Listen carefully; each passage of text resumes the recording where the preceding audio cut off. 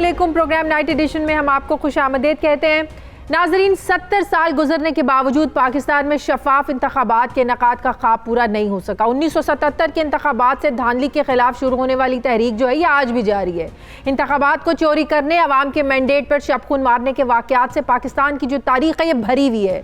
पाकिस्तान में political engineering की इस्तिलाह हमें सियासी जमातें बनाने से लेकर सियासतदान को तैयार करने तक के तमाम मराहिल से पर्दा उठाती जो है ना दिखाई देती है। पाकिस्तान की जमहूरियत का कमाल ये है कि यहाँ हुकूमत बनाने और गिराने में लम्हे दरकार होते हैं। यहाँ सारी उम्र नजरिया ज़रूरत के मुताबिक सियासत करने वाले जब इक़्तिदार के ऐवानों से बाहर निकल जाते हैं तो फिर वो सिविलियन बालादस्ती का आलम बुलंद करके वोट को इज्जत दो का नारा लगाते हैं। उन्हें फिर अचानक वोट को तहफ़्फ़ुज़ देने का ख्याल आ जाता है, मगर वो भूल जाते हैं कि जब उन्हें 2013 में इक़्तिदार मिला था तो उस वक्त भी अपोजिशन ने वोट चोरी करने के इल्ज़ामात लगाए थे, मगर इक़्तिदार की ताकत ने माजी की तरह कभी भी धांधली के इल्ज़ामात को कबूल ही नहीं किया। लेकिन अब लग ऐसे रहा है कि क्रिकेट की दुनिया को न्यूट्रल एम्पायर देने का दावा करने वाले इमरान खान ने मुस्तक़बिल में शफाफ इंतखाबात करवाने की ठान ली है। आज वज़ीर आज़म ने 3 बड़े इंतखाबी इस्लाहात लाने का ऐलान किया। वज़ीर आज़म के मुताबिक आइंदा इंतखाबात के लिए इलेक्ट्रॉनिक वोटिंग सिस्टम मुतारिफ करवाया जाएगा। 90 लाख ओवरसीज़ पाकिस्तानियों को वोट डालने का हक हासिल होगा। सेनेट इंतखाबात खुफिया राय शुमारी के बजाय शो ऑफ हैंड्स के जरिए करवाए जाएंगे। इन इंतखाबी इस्लाहात के लिए हुकूमत को आईनी तरमीम के लिए अपोजिशन का ज़ाहिर ताउन दरकार होगा। अब सवाल यह है कि क्या धांधली की शिकायत करने वाली अपोजिशन कानून साजी के लिए हुकूमत का साथ देने को तैयार होगी। वज़ीर आज़म एक ऐसे वक्त में इंतखाबी इस्लाहात लाने की नाजरीन बात कर रहे हैं जब अपोजिशन जमातें गिलगित बल्तिस्तान के इंतखाबी नताइज को तस्लीम करने से ही इनकारी हैं। एक तरफ वज़ीर आज़म इंतखाबी अमल में शिरकत करने पर गिलगित बल्तिस्तान के अवाम का शुक्रिया अदा करते हुए गिलगित बल्तिस्तान को उबूरी सूबे का दर्जा देने का वादा पूरा करने का भी ऐलान कर रहे हैं, तो दूसरी तरफ आज इस्लामाबाद में PDM की आला तरीन सियासी क़यादत का इजलास हुआ। इजलास के बाद मौलाना फजलुर रहमान ने मीडिया नुमाइंदों से बात करते हुए गिलगित बल्तिस्तान के इंतखाबी नताइज और हुकूमत की जानिब से जलसों पर पाबंदी का जो एक फ़ैसला है कोरोना वबा के पेश नज़र, इस फैसले को भी PDM ने आज मुस्तरद कर दिया है।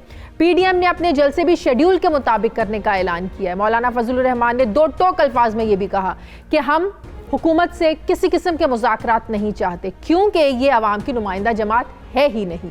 एक तरफ PDM इत्तेहाद हुकूमत पर धांधली के इल्ज़ामात लगा रहा है, तो दूसरी तरफ मुस्लिम लीग नून के रहनुमा साबिक वज़ीर आला गिलगित बल्तिस्तान पीपल्स पार्टी पर तनकीद करते हुए कहते हैं कि पीपल्स पार्टी को पता चल गया होगा कि डील का नुकसान क्या होता है। पीपल्स पार्टी वाले अपना कचरा साफ नहीं कर सके, सिंध से पैसा लाकर गिलगित बल्तिस्तान में फेंका गया, सिंध हुकूमत अपने सूबे में कोई बेहतरी ला नहीं सकी। अब सवाल यह है कि मुस्लिम लीग नून के उम्मीदवारों को पीपल्स पार्टी की वजह से शिकस्त हुई या PTI की वजह से शिकस्त हुई। सवाल ये भी अहम है कि क्या इस मुल्क में सियासी जमातें वाक़तन इंतखाबी इस्लाहात के लिए संजीदा है भी या नहीं। मैं बात करूंगी, मुझे ज्वाइन किया है मुस्लिम लीग नून के रहनुमा मलिक अहमद खान साहब ने। अस्सलाम वालेकुम, बहुत बहुत शुक्रिया मलिक अहमद खान साहब आपका। मलिक साहब, आज वज़ीर आज़म ने बड़ी इंपॉर्टेंट बातें की। उन्होंने इलेक्ट्रॉनिक वोटिंग को लेकर बात की कि हर बार जो धांधली का शोर मचता है, हारने वाला जो है ना वो जीतने वाले पर धांधली के इल्ज़ामात लगाता है, उसको ख़त्म करने के लिए इलेक्ट्रॉनिक वोटिंग, और फिर सेनेट इंतखाबात में जो हमेशा हॉर्स ट्रेडिंग की बात की जाती है उसको ख़त्म करने के लिए शो ऑफ हैंड्स के ज़रिए उन्होंने कहा कि ये वोटिंग होनी चाहिए, इंतखाबात होने चाहिए। फिर उन्होंने ओवरसीज़ को भी वोटिंग हक देने की बात की। ज़ाहिर है अब ये तमाम जो प्रोसेस है ये इसके लिए आईनी तरमीम ज़रूरी है और ये अपोजिशन के ताउन के बगैर हो नहीं सकता। अब जब आप लोग भी 2018 के इलेक्शन से लेकर आज तक गिलगित बल्तिस्तान के इंतखाबात होने तक नताइज मानने से भी आप लोग इनकारी हैं, तो आपको नहीं लगता कि इस सब से बचने के लिए अपोजिशन को साथ देना चाहिए हुकूमत जो करना चाह रही है इंतखाबी इस्लाहात? नहीं शुक्रिया। देखिए ये बेसिकली तो मुझे ये मंतक समझ नहीं आई कि वज़ीर आज़म ने कैसे ये तसव्वुर कर लिया कि वो एक हाइपोथेटिकल कोई भी एक बात जो कि बिल्कुल एक हाइपोथेटिकल होगी, यानी जो एक मफरूज़े पर बुनियाद बात होगी, उनकी बात को बिल्कुल ऐसे सर तस्लीम खम कर दिया जाएगा उस पर और उनकी उस बात को बगैर किसी और सवाल उठाए तस्लीम कर लिया जाएगा। यानी ये किसने कहा कि EVM यानी इलेक्ट्रॉनिक वोटिंग मशीन्स जो हैं تو وہ تو دھاندلی کے کئی اور موڈز ہیں. یعنی جو پری پول دھاندلی ہے، جب حکومت اپنا اثر و رسوخ استعمال کر کے آپ کی پولیٹیکل پارٹیز کو سرکموینٹ کرتی ہے، آپ کے لوگوں کی لائلٹیز ون اوور کرتی ہے، جہاں پر حکومت بے دریغ فنڈز کا استعمال کر کے پولنگ کا بیلنس ڈسٹرب کرتی ہے، جہاں پر لوگوں کی اپنا ووٹرز کو آپ پبلک پلیجز دیتے ہیں، کمٹمنٹس دیتے ہیں، بڑے پیسے لگانے کے وعدے کرتے ہیں، نوکریاں دینے کے وعدے کرتے ہیں، تو یہ ساری چیزیں پری پول ریگنگ میں آتی ہیں. اس کو تو ای وی ایم کنٹرول نہیں کر سکتی. اور اس مرتبہ جو گلگت بلتستان کے الیکشنز میں جو بیسک ایک ہتھ کنڈے کے طور پہ چیز استعمال کی گئی، یعنی الیکٹورل رولز میں ہے کہ کوئی حکومت کا نمائندہ انتخابی عمل میں شامل نہیں ہوگا تو ان کے وزراء وہاں پر انتخابی مہم چلاتے رہے. کسی نے کوئی اس کے اوپر نوٹس لیا؟ کیا وزیر برائے امور کشمیر وہاں پر جو ہیں، ان کا کیا نام ہے، وہ غالباً وہ وہاں پر رہے اور انہوں نے اپنی پوری کیمپین چلائی، اور پوری کیمپین میں علی امین گنڈا پور وہ پوری کیمپین چلاتے رہے. ان کے ساتھ منسٹر CNW وہاں پر رہے اور وہاں پر وہ ڈیولپمنٹ ورکس کے الیکشن کیمپین میں بحیثیت وفاقی وزیر کے، بحیثیت حکومت کے لوگوں سے وعدے کرتے رہے، نوکریاں دینے کے وعدے کرتے رہے، یہ وعدے کرتے رہے. پھر اس ساری دھاندلی کے بعد حکومت کو تو سادہ اکثریت حاصل کر لینی چاہیے تھی نا، پھر تو PTI کو سادہ اکثریت ملنی چاہیے تھی جو وہ نہیں حاصل کر سکے. یہ نہیں، دیکھیں نا، یہ سوال کہ ان کو یہ سادہ اکثریت حاصل کر لینی چاہیے تھی غالباً اس لیے میرے ساتھ متعلقہ نہیں ہے کیونکہ PTI کی حکومت کے جو اثرات ان کی مہنگائی اور مس گورننس کے ہیں وفاق کے، کیا وہ صوبے کے اندر ریفلیکٹ نہیں ہوتے ہوں گے؟ یعنی وہ ایک بڑی ان پاپولر پارٹی ہے، ان کو تو ایک سیٹ بھی نہیں جیتنی چاہیے تھی اور نتیجتاً وہاں سے وہ 10 سیٹیں جیت کر آئے ہیں. لیکن یہ جو ٹرینڈ ہے گلگت بلتستان کے عوام اسی کو چنتے ہیں جو مرکز میں بیٹھا ہوتا ہے. آپ لوگوں کے ساتھ بھی یہ ہوا تھا، پیپلز پارٹی کے ساتھ بھی یہ ہوا، تو پھر ادھر تو کچھ انہونی تو نہیں ہوئی. نہیں، دیکھیں، ہسٹوریکل ایویڈنس تو یہی سجیسٹ کرتا ہے جو آپ کہہ رہی ہیں، اس میں کوئی کلام نہیں ہے کہ کیونکہ یہ جو بھی لیٹلی ہم نے جو بھی لیجسلیٹو کچھ ریفارمز بھی کیے تھے 2018 میں جو پاکستان میں ہوئے، اس میں بھی وفاقی حکومت کا بہت بڑا ایک انتظامی اور سیاسی عمل دخل گلگت بلتستان کی حد تک بہت واضح ہے. بہت بڑے فٹ پرنٹس ہیں وہاں، جہاں پر باقی جو ہمارے ملک کے حصوں میں ایک پروونشل اٹانومی کے نام پر جو لوگوں کے پاس اپنے اختیار ہیں، گلگت بلتستان میں بھی وہ میسر نہیں ہے کیونکہ جو بھی ہم نے لیٹلی ریفارمز کیے ہیں وہ بھی بہت حد تک فیڈرل گورنمنٹ کا ایک بڑا کنٹرول پرووائڈ کرتی ہے وہاں پہ. یہ بات آپ کی درست ہے کہ نارملی ایسے ہی ہوتا ہے کہ جو وفاق میں حکومت ہوتی ہے انہی کی حکومت وہاں بنتی ہے، لیکن اس حکومت تک جانے کے لیے جو ہم ابھی اس وقت الیج کر رہے ہیں، آپ نے اس کو ایک جنیرک آرگومنٹ کے طور پہ نہیں لینا. ہم اس الیکشن کی بات کر رہے ہیں. ہم 2020 کے گلگت بلتستان کے الیکشنز میں کی گئی زیادتیوں کے حوالے سے بات کر رہے ہیں. ہم یہ کہہ رہے ہیں کہ پری پول ریگنگ وہاں پہ سٹارٹ ہوگی اور پولنگ کے دن پر بھی جو ہماری پارٹی کے ووٹرز کے ڈومیننٹ ایریاز تھے، آپ ان کی ووٹنگ کی ریشیو نکالیں اور ساتھ والی جگہ کی ووٹنگ کی ریشیو نکالیں. وہاں پہ پروسیسز کو سلو کر دیا گیا. وہاں پہ جو ڈے آف پولنگ پہ جو ڈیفیکلٹی آتی ہے وہ آپ کو آپ کے کینڈیڈیٹ سے بہتر مطلب کہ جہاں پر اپوزیشن کے لوگ جیتے وہاں دھاندلی نہیں ہوئی، جہاں ہار گئے وہاں دھاندلی ہو گئی. اچھا، یہ شاید ایک بڑی آرگومنٹ ہے جب آپ یہ کہتے ہیں کہ جہاں پر اپوزیشن کے لوگ جیتے وہاں پر دھاندلی نہیں ہوئی، لیکن ہمارا موقف یہ ہے کہ ہم تو اسپیسیفک انسٹنسز کی بات کر رہے ہیں، واقعات کی بات کر رہے ہیں.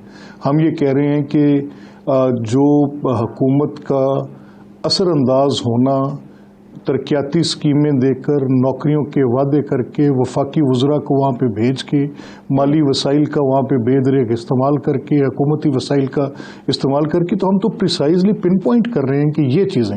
اب اس کو اگر اس آرگومنٹ میں ہم رکھیں کہ جہاں پر آپ جیتے ہیں وہاں پر غلط کچھ نہیں ہوا، تو وہ نارملی دونوں باتیں آپ اس میں ایکویٹ نہیں کرتی.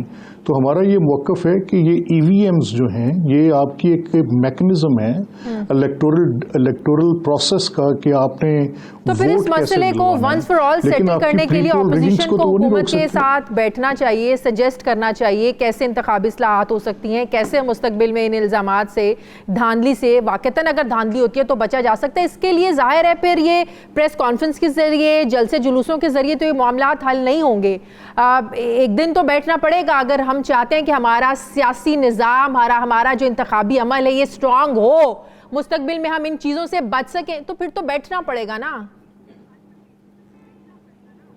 لیکن نان سپیکنگ پارٹنرز تو نہیں ہو سکتے نا. اگر آپ مجھ سے بات کر رہی ہیں تو میں آپ کو جواب دے رہا ہوں, اور اگر آپ مجھ سے بات ہی نہ کریں تو میں آپ سے جواب کیسے دوں گا. ہوتا یہ ہے کہ نارملی حکومت کا وتیرہ یہ ہے کہ حکومت پارلیمنٹری پریکٹسز میں انگیج نہیں ہوتی. حکومت ماسوائے ایک نریٹو کو, یعنی گورننس پہ حکومت کا فوکس نہیں ہے, بیانیے پہ حکومت کا فوکس ہے. اور بیانیہ صرف یہ ہے کہ کسی طرح سے بھی اپوزیشن کے لوگوں کو آپ نے کرپٹ ثابت کرنا ہے, آپ نے ان کو چور اور غدار کے نام کے ساتھ برانڈ کرنا ہے, آپ نے ثابت کرنا ہے کہ وہ ملک دشمن ہے. تو ایسی انوائرمنٹ میں کون ان سے بات کرے گا؟ یعنی یہ میری ملک احمد خان صاحب, اگر میں آپ سے یہ پوچھوں کہ اب جو ظاہرہ پی ڈی ایم بنی ہے اس حکومت کے خلاف بنی ہے نا, اگر جی بی کے الیکشنز میں پی ڈی ایم اپنے مشترکہ پلیٹ فارم سے ظاہر ہے مشترکہ کینڈیڈیٹ سامنے لے کر آتے تو آپ کو نہیں لگتا سچویشن ڈیفرنٹ ہوتی بجائے ایک دوسرے کے خلاف الیکشن لڑنے کے؟ اگر نکلے ہی آپ لوگ حکومت کے خلاف ہے پھر الیکشن بھی سب مل کے حکومت کے خلاف لڑ لیتے. نہیں دیکھیں, یہ مسئلہ پی ڈی ایم کا تھوڑا سا اس سے بیونڈ ہے. اب پی ڈی ایم میرے نزدیک جو میں پی ڈی ایم کو انٹرپریٹ کر پایا ہوں, اب پی ڈی ایم بیسکلی ایک پروگریسو سوچ کے ساتھ ایک ریپریشن کے ایجنڈے کے خلاف کھڑی ہے. اگر اس کو آپ حکومت کے خلاف ایسے سمجھتی ہیں کہ کوئی انتخابی اتحاد ہے تو ایسا نہیں. وہ لوگ جو سمجھتے ہیں اس ملک میں کہ یہاں پر کچھ زیادتی ہو رہی ہے وہ پی ڈی ایم کے پلیٹ فارم پہ ہیں. وہ زیادتی کی کئی شکلیں ہیں. وہ زیادتی کی شکلیں ہیں کہ آپ مجھے آزادی اظہار کا مناسب حق نہیں دیتے. وہ آزادی کی شکلیں ہیں کہ آپ انتخابات کے اندر جو پری پول گورنمنٹ کی زیادتی ہے کچھ اس کے خلاف کھڑے ہو سکتے ہیں. وہ سمجھتے ہیں کہ یہاں پر جو مائنورٹیز ہیں ان کو ان کے پراپر ڈیو رائٹس نہیں ملتے, اس کی وہ بات کر رہے ہیں. وہ سمجھ رہے ہیں کہ کہیں پر اسٹیٹ کا انسٹرومنٹ جو ہے وہ بالکل ایک ٹول آف اپریشن کے طور پہ جیسے نیب کو یوز کیا جا رہا ہے, جہاں پر ہم سمجھتے ہیں کہ پارلیمنٹ کو بے توقیر کیا جا رہا ہے. There is a total list, total list host of issues آپ جن کے اوپر بات کر سکتے ہیں. P D M basically reflection ہے اس ایک پروگریسو ایک سوچ کی کہ جو اس ریپریشن کے خلاف کھڑی ہے. وہ کوئی انتخابی اتحاد نہیں ہے کہ گورنمنٹ کے خلاف کوئی ایک الیکٹورل الائنس فارم ہو. بہت شکریہ. مسلم لیگ نون کے رہنما ملک احمد خان صاحب میرے ساتھ تھے, بہت شکریہ آپ کا. ناظرین مجھے پروگرام میں ایک بریک لینی ہے, واپس آتے ہیں ایک چھوٹے سے وقفے کے بعد.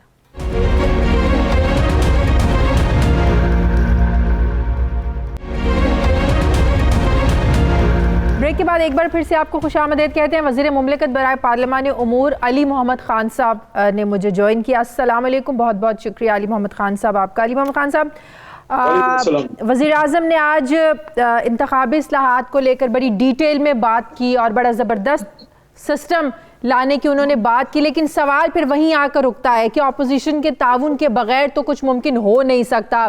اب اپوزیشن آج اس پر کہہ رہی ہے کہ الیکٹرانک ووٹنگ سسٹم سے دفتر میں بیٹھے بھی دھاندلی ہو سکتی ہے. جنہوں نے دھاندلی کرنی ہے وہ الیکٹرانک ووٹنگ کا توڑ بھی جو ہے وہ نکال لیں گے. تو اپوزیشن تو کہیں بھی بیٹھنے کو, کچھ بھی سننے کو, کہیں بھی ساتھ دینے کو تیار نہیں ہے. جلسے جلوس وہ کرنا چاہتے ہیں, انتخابی اصلاحات میں آپ لوگوں کا ساتھ وہ دینا نہیں چاہتے ہیں.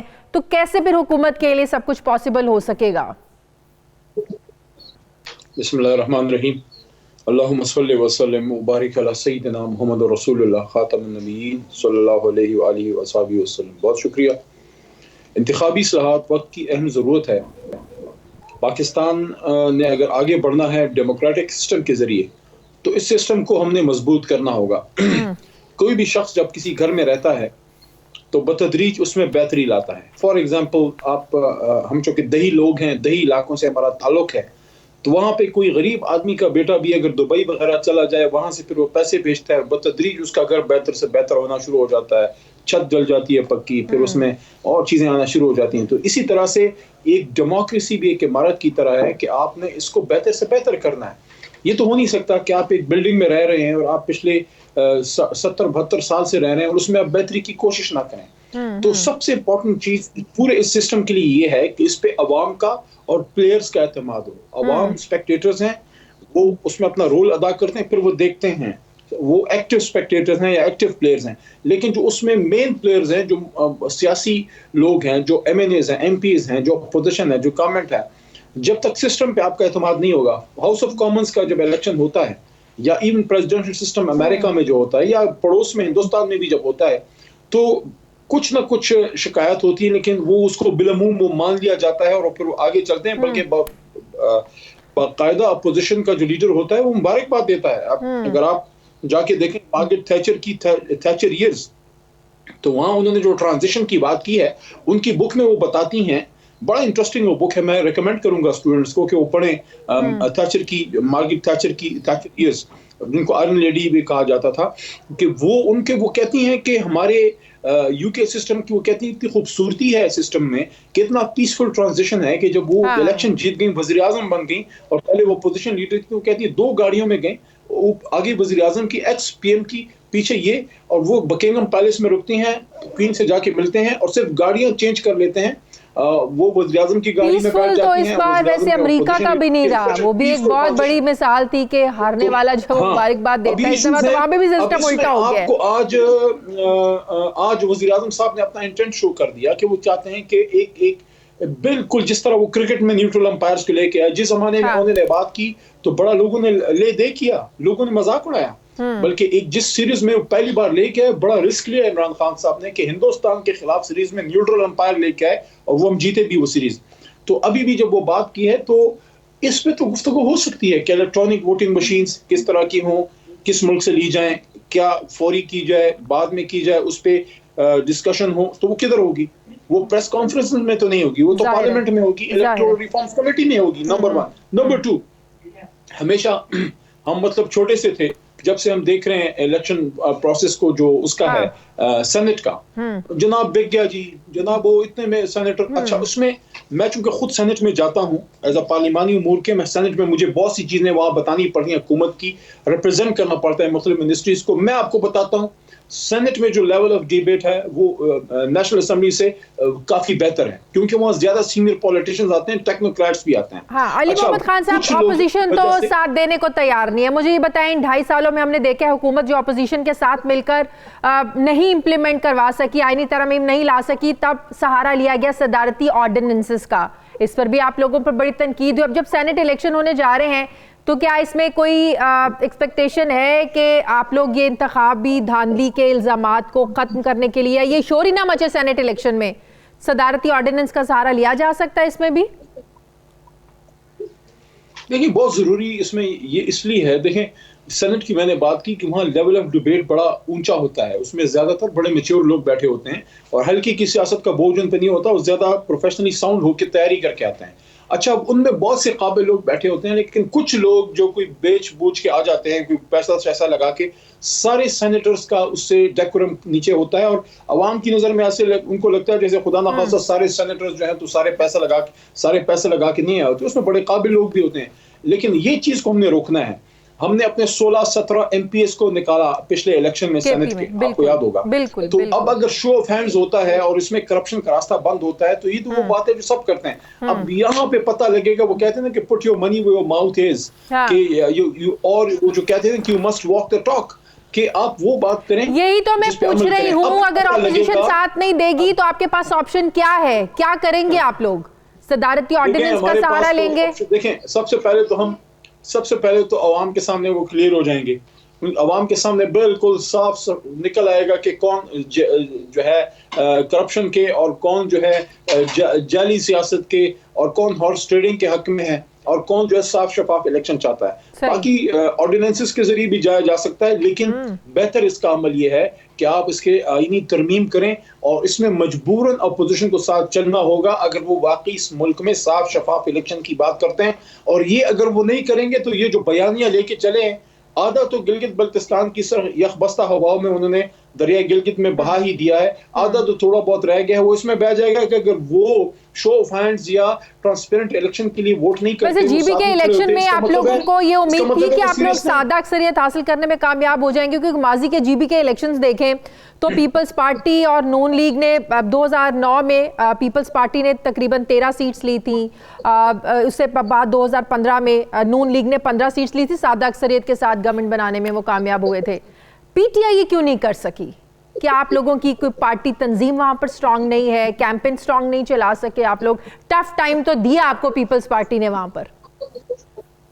نہیں, میری رائے آپ سے اکثر مختلف ہے. میں سمجھتا ہوں کہ گلگت بلتستان میں شاید تاریخ کا بہت حد تک شفاف ترین الیکشن ان کا ہوا ہے. اس کی وجہ کیا ہے؟ دیکھیں, پالیٹکس میں ایسے نہیں ہوتا کہ آج آپ 10,000 ووٹ لے لیں اور کل آپ کے 5 ووٹ نکل آئیں, یا آج آپ کے 575 ووٹ ہیں اور اگلے الیکشن میں آپ کے 50,000 ووٹ ہو جائیں. سوئنگ ہوتا ہے, تھوڑا بہت ہوتا ہے, جو کوئی ووٹ ہوتا ہے سوئنگ ووٹ جس کی وجہ سے پارٹیاں جیتتی ہیں.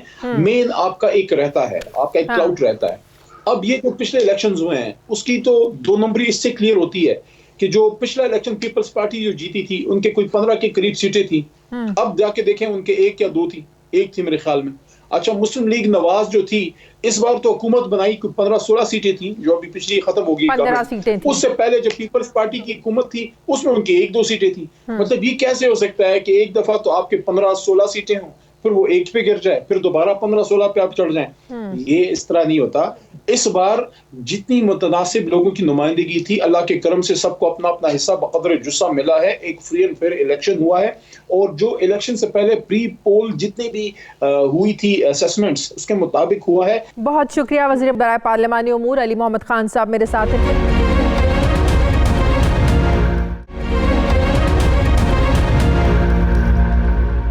ناظرین, مجھے جوائن کیا ہے سابق سیکرٹری الیکشن کمیشن کنور دلشاد صاحب نے. السلام علیکم, بہت بہت شکریہ کنور دلشاد صاحب آپ کا. کنور دلشاد صاحب, ہمارے ملک میں انتخابی سسٹم کو لے کر شاید ہی کوئی ایسے انتخابات ہوں جس پر سوال نہ اٹھے ہوں. آپ کو بھی پتہ ہے کبھی آر او کا الیکشن 2013 میں تو آر او کا الیکشنز کہا گیا, پھر یہ کہا 2018 میں آر ٹی ایس سسٹم پر سوالات اٹھائے گئے, پھر یہ بحث چھڑ جاتی ہے پولنگ سٹیشن پر فوج کو اس میں انوالو اس پروسیس میں کرنا ہے نہیں کرنا ہے. ہم تو ان سب چیزوں سے باہر نکل ہی نہیں پائے ہیں. لیکن وزیر اعظم صاحب نے جو آج باتیں کی ہیں انتخابی اصلاحات کو لے کر, الیکٹرانک ووٹنگ ہونی چاہیے, پھر سینٹ الیکشنز کو لے کر انہوں نے کہا شو آف ہینڈز کا طریقہ کار اپنانے کی ضرورت ہے. لیکن پھر اس سے بڑا سوال یہ کہ اپوزیشن کی تعاون کے بغیر یہ سب ہو نہیں سکتا. تو اس کا کوئی دوسرا راستہ آپ کے نزدیک کیا ہے؟ وزیر اعظم نے جو آج یہ ساری تجاویز دی ہیں, کتنا پاسبل ہے اس کو امپلیمنٹ کرنا اپنے سسٹم میں؟ اس کا سب سے اچھا اور پارلیمانی سسٹم یہ تھا کہ پرائم منسٹر پاکستان کو قومی اسمبلی کے اجلاس میں اپنا پوائنٹ آف ویو, اپنا موقف پیش کرنا چاہیے تھا, اور وہاں وہ اپوزیشن سے ریکویسٹ کرتے کہ یہ ایک نیشنل انٹرسٹ اور پبلک انٹرسٹ اور پاکستان کے انٹرسٹ میں ہم یہ اصلاحات لانا چاہتے ہیں. یہ وہی اصلاحات ہیں جو اپوزیشن تقریباً 6-7 سال سے مسلسل کہہ رہی ہے کہ پاکستان میں الیکٹرانک ووٹنگ مشین کے ذریعے آئندہ انتخابات کروائے جائیں. تو یہ تمام اپوزیشن کا متفقہ فیصلہ تھا. سول سوسائٹی, تمام ادارے بار بار مطالبہ کر رہے تھے. یہ ایون کہ آصف الجرداری جیسے شخص تھے, انہوں نے بھی یہ بار بار کہا. تو پھر کوئی کیوں نہیں کر سکا؟ پیپلز پارٹی بھی 5 سال رہی, نون لیگ 5 سال رہی, پھر یہ لوگ کیوں نہیں کر سکے؟ یہ ان کے اندر تھوڑا سا میلافائڈ بھی سسٹم تھا. دوسرا بظاہر ہے کہ یہ سنہری موقع تھا نواز شریف صاحب کے لیے کہ وہ اپنے دور میں ان کے پاس 2/3 میجارٹی بھی تھی کہ وہ اس سسٹم کو اپنا لیتے. آپ حیران ہوں گے کہ اس وقت کے چیف الیکشن کمشنر سردار رضا صاحب نے 3-4 خطوط اس وقت کے پرائم منسٹر کو بار بار لکھے کہ آپ الیکٹرانک ووٹنگ مشین کے لیے آئین میں ترمیم کر لیں. آئین میں ترمیم کیے بغیر الیکٹرانک ووٹنگ مشین کا سسٹم نہیں نافذ کیا جا سکتا, کیونکہ یہ ایک بنیادی مسئلہ ہے کہ اس میں لکھا جائے گا کہ الیکٹرانک ووٹنگ مشین، لیکن آپ حیران ہوں گے کہ اس وقت کے پرائم منسٹر نے اس پر کوئی دھیان نہیں دیا، یہاں تک کہ جب اسحاق ڈار صاحب کی سربراہی میں انتخابی اصلاحات کمیٹی بنی تو الیکشن کمیشن پاکستان کے سیکرٹری بابر فتح یعقوب نے چیف الیکشن کمیشن کی طرف سے یہ باقاعدہ بار بار کہا کہ آپ اس پر قانون سازی کر لیں، لیکن انہوں نے اتنی مہربانی کی کہ الیکشن ایکٹ 2017 میں ایک شک شامل کر دی کہ آئندہ انتخابات کے لیے الیکٹرانک ووٹنگ مشین کے لیے الیکشن کمیشن پاکستان اپنی پیش رفت کرے۔ تو ظاہر ہے کہ یہ تمام بال جو تھی وہ الیکشن کمیشن نے ڈال دی۔ الیکٹرانک ووٹنگ اب جو موجودہ اگر ہو 2 جاتا ہے سال اس گزر کے گئے، بعد بھی کتنے چانسز رہتے ہیں کہ دھاندلی ہو سکے؟ آج اپوزیشن اس پر سوال اٹھا رہی ہے کہ اس سے تو دفتر میں بیٹھے بھی جو ہے نا وہ اس سسٹم کے ذریعے، الیکٹرانک ووٹنگ سسٹم کے ذریعے دھاندلی ہو سکتے ہیں۔ جس کے پاس سسٹم کوڈ اور ہیکنگ کی صلاحیت ہوگی وہ تو کھیلے گا، کھل کر کھیلے گا۔ تو اپوزیشن کے تو اس پر بھی تحفظات جو ہے نا وہ ختم نہیں ہو رہے ہیں، تو پھر آسمان سے تو کون سا طریقہ ایسا لے کے آئے؟ یہ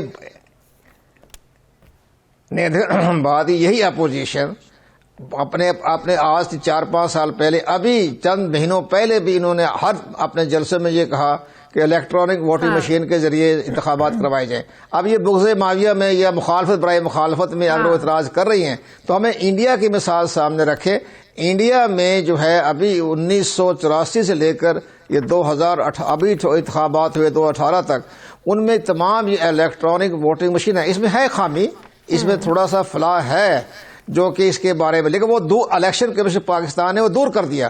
الیکشن کمیشن پاکستان نے انڈیا سے بہتر الیکٹرل مشین تیار کروائی۔ انڈین الیکٹرل مشین کے اندر آپ کا پیپر لیس ہے، وہاں پیپر نہیں آتا۔ الیکشن کمیشن نے جو آزمائشی طور پر انتخابی جو تیار کی اپنی مشینیں الیکٹرل ووٹنگ مشین کی، اس میں انہوں نے پیپر ڈال دیا۔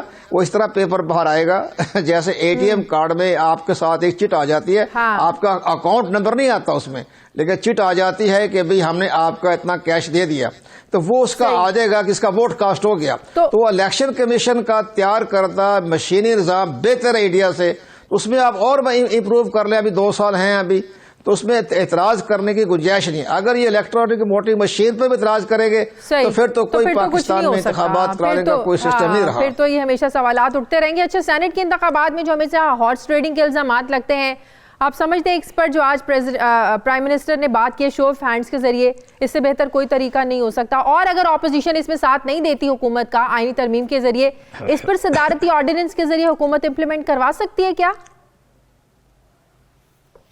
یہ صدارتی آرڈیننس کس بس کی بات نہیں ہے، یہ آئین میں ترمیم ہے۔ اس میں آرٹیکل 226 میں ترمیم کرنی پڑے گی۔ جیسے الیکٹرانک ووٹنگ مشین کے لیے آرٹیکل 218، 219 اور 254 میں ترمیم کرنی پڑے گی، اسی طرح یہ سینٹ کے الیکشن کے لیے آرٹیکل 226 میں ترمیم کرنی پڑے گی۔ آرڈیننس سے بات نہیں، ایکٹ نہیں ہے یہ تو آئین میں لکھا ہوا نا کہ بھی سینٹ کا الیکشن سیکرٹ بائی بیلٹ، تو وہاں اس کو ترمیم کرنے پڑے گا بھی شو آف ہینڈ۔ لیکن ہم یہ چاہتے ہیں کہ ابھی انہوں نے بھی 2 سال ضائع کر دیے، جب اچھے وقتوں میں یہ اپنا لے آتے۔ اب یہ شو آف ہینڈ کی بجائے یہ بھی ایک مذاق ہی ہے شو آف ہینڈ کرنا۔ اس کے لیے بہتر طریقہ یہ ہے کہ ابھی بھی 2 سال ہے کہ آپ اس کو سینٹ کے الیکشن براہ راست کروا دیں۔ جیسے امریکہ کی 50 ریاستوں میں جو سینٹ کے الیکشن ہوتے ہیں وہ براہ راست ہے، انڈونیشیا میں، ملائیشیا میں، یہاں تک کہ میں نے خود دیکھا ہے کہ میں انڈونیشیا میں بھی اور تھائی لینڈ میں بھی پیورٹی اور زیادہ وہ شفافیت آ جائے گی، کوئی وہ راستہ ہی نہیں رہے گا کہ دھاندلی ہو سکے یا ہارس ٹریڈ ووٹ بیچ سکیں۔ 10-10 20-20 کروڑ کا ایک ووٹ بکتا ہے۔ تو نہیں درست ہے، ہم اس پہ ایگری کرتے ہیں کہ شو آف ہینڈ کروا لیں یا ڈویژن کروا لیں۔ جیسے پرائم منسٹر کا انتخاب ہوتا ہے وہ بائی ڈویژن ہوتا ہے، تو ڈویژن کے ذریعے انتخاب کروا لیں، شو آف ہینڈ کروا لیں، ہم اس پر ایگری کرتے ہیں۔ بالکل ہونا چاہیے پاکستان جیسے حالات میں۔ آپ حیران ہوں گے کہ 2018 کے سینٹ کے الیکشن میں فاٹا سے ایک آدمی نے 80 کروڑ روپے کا بیلٹ پیپر خریدا تھا، 80 کروڑ روپے کا۔ تمام اخبارات میں آیا، آپ نے بھی دیکھا۔ بلوچستان میں 20 سے 25 کروڑ ہے، اسی طرح پنجاب میں 5-7 کروڑ ہے، صوبہ سندھ میں بھی 15 سے 20 کروڑ روپے کا ہے۔ تو یہ سارے معاملات سے یہ ہارس ٹریڈنگ ختم ہو جائے گی۔ اس کو شو آف ہینڈ کر لیں یا ڈویژن کر لیں تو یہ ایک اچھی تجویز ہے۔ اس پہ ہمیں اپوزیشن کو بھی اس پہ ایگری کرنا چاہیے۔ بہت شکریہ سابق الیکشن کمیشن کنور دلشاد صاحب میرے ساتھ تھے۔ مجھے پروگرام میں ناظرین ایک بریک لینی ہے، واپس آتے ہیں ایک چھوٹے سے وقفے کے بعد۔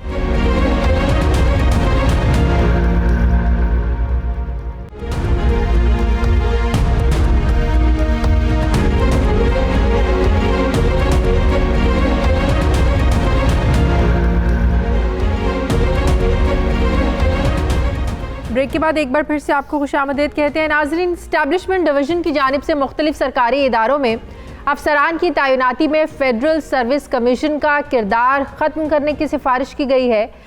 اسٹیبلشمنٹ ڈویژن یہ چاہتی ہے کہ سرکاری اداروں میں گریڈ 16 اور گریڈ 17 کی تعیناتیاں پنجاب حکومت کے ماڈل کے مطابق کی جائیں, کیونکہ فیڈرل سروس کمیشن کے ذریعے افسران کی تقرری کا عمل 18 ماہ سے پہلے مکمل نہیں ہوتا, جس کی وجہ سے سرکاری اداروں کے جو امور ہیں, کام ہیں, یہ بری طریقے سے متاثر ہوتے ہیں. اس لیے گریڈ 16 اور 17 کی تعیناتی کے لیے وفاقی حکومت پنجاب حکومت کے ماڈل کو اپنائے اور مستقبل میں اسی کے مطابق تعیناتیاں کی جائیں.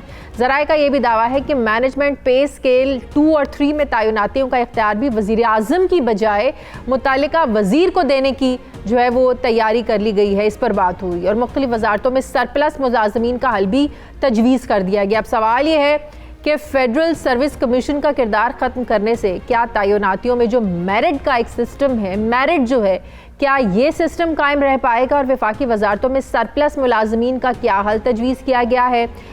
ایک اور اہم خبر یہ بھی ہے کہ اسٹیبلشمنٹ اور کابینہ ڈویژن نے وزیر اعظم اور وزراء کے تحفظات کی وجہ سے سرکاری اداروں کے سربراہان کی تقرری کے لیے طریقہ کار تبدیل کرنے کا فیصلہ کیا. کابینہ ڈویژن نے اخبار میں اشتہارات دینے کی بجائے ہینڈ ہنٹنگ فرم کے ذریعے سرکاری کمپنیوں اور اداروں کے سربراہان کی تقرری کی سفارش کی ہے, لیکن وفاقی وزراء اسد عمر اور شیریں مزاری نے اس طریقہ کار پر بھی تحفظات کا اظہار کیا. ان کے تحفظات کیا ہے, اس پر میں بات کروں گی. اسلام آباد کے بیورو چیف سہیل اقبال بھٹی نے مجھے جوائن کیا. السلام علیکم, بہت بہت شکریہ سہیل اقبال بھٹی آپ کا. سہیل, اسٹیبلشمنٹ ڈویژن نے جو وفاقی حکومت میں گریڈ 16 اور 17 میں افسران کی تعیناتی کے لیے جو فیڈرل پبلک سروس کمیشن کا ایک جو کردار تھا, اب کہا جا رہا ہے کردار نہیں ہوگا, لیکن اس کے بعد جس طریقے سے تعیناتیاں ہوں گی, آپ نہیں سمجھتے کہ اس سے جو میرٹ ہے اس کو کمپرومائز کیا جائے گا, وہ کمپرومائز ہوگا؟ شازی دیکھیے, پرائم منسٹر عمران خان اڈہاکزم کے سخت خلاف ہیں اور وہ سسٹم اصلاحات لانا چاہتے ہیں. کافی عرصے سے کوششیں جاری ہیں تاکہ سسٹم بہتر طریقے سے ڈیلیور کر سکے. مختلف انیشیٹیوز لیے گئے, لیکن ایک بڑا اہم رول اس وقت جو پلے کر رہی ہے وہ cabinet committee on institutional reforms ہے, جس کو شفقت محمود صاحب جس کو لیڈ کر رہے ہیں, اور وہاں پر سب کی کولیکٹیو وزڈم سے سسٹم کے اندر بہتری لانے کی کوشش کی جا رہی ہے. اب سب سے بڑا معاملہ ہے کہ ہمارے مختلف سرکاری ادارے جو کہ ان کے مستقل سربراہان نہیں ہیں, اور اس کے ساتھ بہت سے ایسی سرکاری ادارے ہیں جن کی مختلف ٹیکنیکل نان ٹیکنیکل پوسٹ کے اوپر بالخصوص گریڈ 16, 17, 18 میں اگر اپوائنٹمنٹ ہونی ہے, وہ رول ہے فیڈرل پبلک سروس کمیشن کے پاس. لیکن وہاں پر اس کے اوپر اتنا زیادہ برڈن ہے تمام وفاقی وزارتوں کا, تمام خود مختار اداروں کا, کہ فیڈرل پبلک سروس کمیشن اپنی ذمہ داری مقررہ وقت کے اندر نہیں دے پا رہا. آپ سن کر حیران ہوں گی کہ وفاقی وزیر دفاع کو اس بات کی شکایت کرنا پڑی کہ کچھ معاملات کے اندر اگر آپ نے ریکوزیشن کی ہے اور کسی ادارے کے سربراہ کی تعیناتی ہونی ہے, 22 ماہ لگ جاتے ہیں, اور اس دوران جو اس ادارے کا, اس محکمے کا, اس وزارت کا نقصان ہوتا ہے, جہاں پہ ایک اہم ترین فرد کی تعیناتی ہونی تھی, نہ ہونے سے کون جواب دے ہوگا؟ کوئی اس کا جواب دینے کو تیار نہیں ہے. یہ تو ایک الگ معاملہ ہے, لیکن اگر آپ تعیناتیوں کا اختیار متعلقہ وزیر کو دے دیا جائے گا, اس وزارت سے متعلق اگر آپ نے کوئی تعیناتی کرنی ہے متعلقہ وزیر کو اختیار دے گا, تو سوال تو یہی ہے کہ میرٹ کو کون یقینی بنائے گا, میرٹ اور شفافیت کو یقینی کون بنائے گا؟ نہیں شازی, ایسا نہیں ہوگا. اس کو کلاسیفائی کیا گیا 2 حصوں کے اندر. پہلا معاملہ ہے جو گریڈ 16, 17 کے اسکیل پر افسران کی تعیناتیوں کا معاملہ ہے, اس کے لیے تجویز دے دی گئی ہے. اس میرٹ اور شفافیت کو یقینی بناتے ہوئے اس کے طریقہ کار بنایا جا رہا ہے کہ فیڈرل پبلک سروس کمیشن سے آپ یہ طریقہ کار لے لیں. تعلیم, صحت, پولیس, انٹیریئر, صحت سمیت یہ جو ایسے ادارے ہیں, ان کے لیے تعیناتیوں کے لیے ایک الگ سے ایک کمیشن قائم کر دیا جائے, جو شارٹیسٹ ٹائم کے اندر, چونکہ ان شعبوں کے اندر وفاقی حکومت کے جو ماتحت ادارے کام کرتے ہیں, جب بھی کسی افسر کی تعیناتی کی ضرورت ہے تاکہ تاخیر نہ ہو, اور اس کے اوپر پراپر ایک چیک اینڈ بیلنس ہوگا. دوسرا معاملہ ہے جو کہ ہم بات کرتے ہیں مختلف اداروں کے سربراہان کا معاملہ. اس کے اوپر بہت عرصے سے سوالات اٹھ رہے تھے کہ 100 سے زیادہ ادارے ہیں, کہیں پہ مینیجنگ ڈائریکٹر ہیں, کہیں پہ ڈائریکٹر جنرل ہیں, جن کے پرماننٹلی سربراہان کی تعیناتی نہیں ہو پا رہی. پرائم منسٹر ہر 1 سے 2 ماہ بعد کابینہ کے اجلاس کے اندر رپورٹ طلب کرتے ہیں اور ہدایت کر دیتے ہیں کہ فوری طور کے اوپر ان ویکنٹ پوسٹ کو فل کیا جائے. اس کے لیے اب انہوں نے کہا ہے کہ پروسیس یہ ہوتا ہے کہ آپ نے اخبار میں اشتہار دیا, درخواستیں آئیں, شارٹ لسٹنگ ہوئی, یا معاملہ کورٹ میں چلا گیا یا موضوع امیدوار نہیں ملتا اور 2 سے 3 ماہ کی ایکسرسائز بے سود ثابت ہوتی ہے. تو کسی بھی شعبے کے اندر اگر متعلقہ جس سربراہان کی تقرری ہونی ہے، ہیڈ ہنٹنگ فرق کو آپ ڈائریکٹ یہ رول دیں، وہ بہترین موضوع امیدوار کا چناؤ کرے گی اور اس میں سے 3 ناموں کا پینل وفاقی حکومت کو ارسال کر کے اس میں سے 1 نام کا چناؤ کر کے اس کو اپوائنٹ کر دیا جائے گا. یہ طریقہ وضع کیا گیا 10 سربراہان کی تقرری کے لیے. اس پر اسد عمر اور شیریں مزاری کے کیا ریزرویشنز ہیں؟ جی یہ بیسیکلی یہ سمری سرکولیشن کے ذریعے اس سے تھوڑی اجلت کے اندر منظور کروانے کی کوشش کی گئی. وفاقی وزیر انسانی حقوق شیریں مزاری صاحبہ کیبنٹ کے اندر بہت ایکٹیو رول پلے کرتی ہیں. انہوں نے اس کے اوپر اعتراضات اٹھائے کہ نہیں، اس معاملے کے اوپر مزید ڈیبیٹ کی ضرورت ہے، چونکہ آپ ایک نیا فارمیٹ اڈاپٹ کرنے جا رہے ہیں ہیڈ ہنٹنگ کا، جس میں اخبار اشتہار ختم ہو جائے گا. تو ہمیں یہ اجلت کا مظاہرہ نہیں کرنا چاہیے. اسد عمر صاحب نے 4 تجاویز دی تھی. ذرائع کا یہ کہنا ہے کہ ان تجاویز کو آج منظور کر لیا گیا ہے. اسی طرح شفقت محمود صاحب اور ان کی ٹیم بہت بہترین کچھ تجاویز کے اوپر مبنی اصلاحات لانے کی کوشش کر رہے ہیں، جو کہ تعلیم کے شعبے میں ہیں اور دیگر مختلف شعبوں کے اندر ہیں. چونکہ انہیں ڈی جی وفاقی نظامت تعلیم کے پوسٹ کو اپ گریڈ کرنے کے لیے 22 ماہ کا انتظار کرنا پڑا. اب وہ بھی پرائم منسٹر کی انسٹرکشنز کی روشنی میں کچھ ایسی ریفارمز لے کے آنے جو کہ آنے والے دنوں میں مختلف اداروں کو سٹریم لائن کرنے کے اندر معاون ثابت ہوں گی. یہ وفاقی وزارتوں میں سرپلس ملازمین، ان کا کیا حل تجویز کیا گیا ہے؟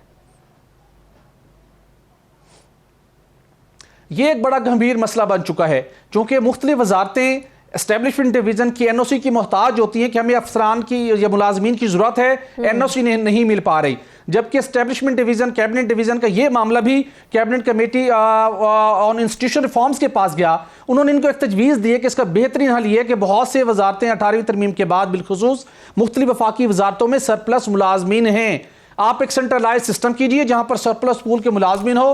کسی محکمے کو، کسی خود مختار ادارے کو، کسی وزارت کو اگر ملازمین درکار ہوں گے تو آپ سرپلس پول سے ان کی خدمات ان کے سپرد کر سکتے ہیں، تاکہ آپ کو اضافی لوگ بھرتی بھی نہ کرنا پڑے اور جو پہلے سے سرپلس ملازمین موجود ہیں ان کی خدمات بھی بہتر انداز میں استعمال کی جا سکیں. یہ ایک اچھی تجویز تھی جس کو حتمی شکل دی جانے کا مرحلہ جاری ہے.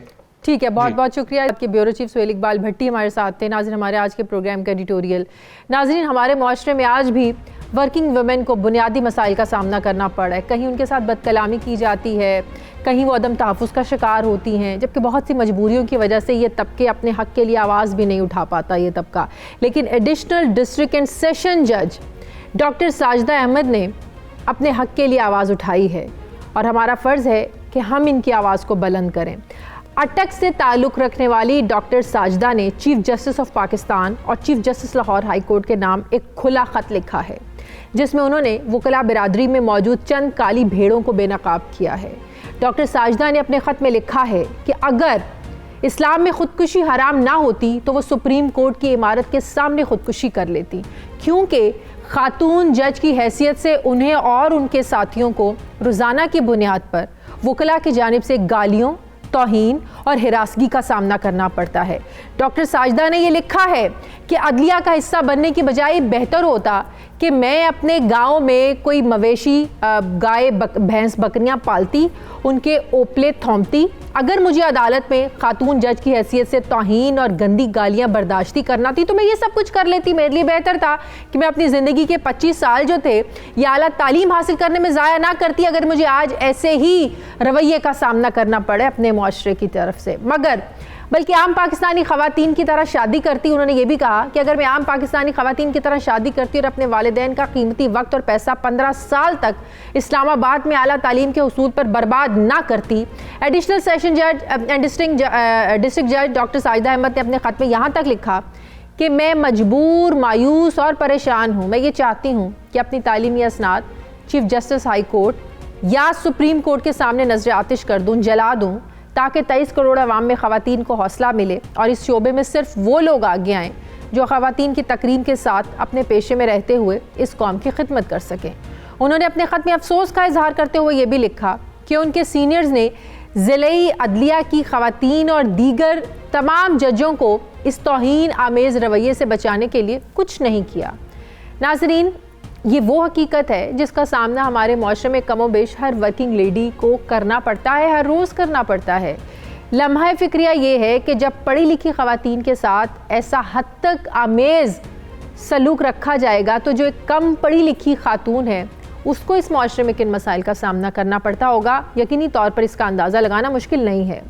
अक्सर ख़वातीन पर तो अरसा हयात इस कदर तंग कर दिया जाता है कि वो अपनी ज़िंदगी का खात्मा कर लेती हैं, जबकि ख़वातीन से जिनसी ज़्यादती के केसेस भी हम देखते हैं कि आए रोज़ अब बढ़ते जा रहे हैं।